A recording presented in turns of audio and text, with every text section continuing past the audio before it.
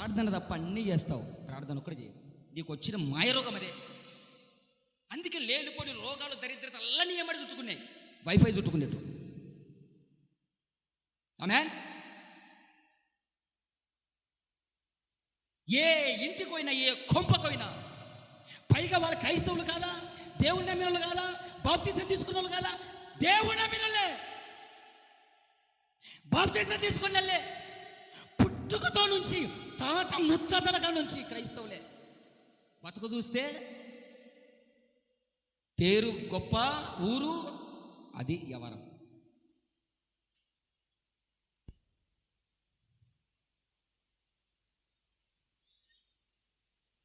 ప్రార్థన జీవితం లేకపోతే లేనిపోనివన్నీ నీకే చుట్టుకుంటాయి. నువ్వు ప్రార్థనాపరుడివి, ప్రార్థనాపరురాలు అయితే నిన్ను చూసి అన్ని పరారులు అయిపోతాయి. కొట్టు చప్పలు పట్టిగా వేసేకే.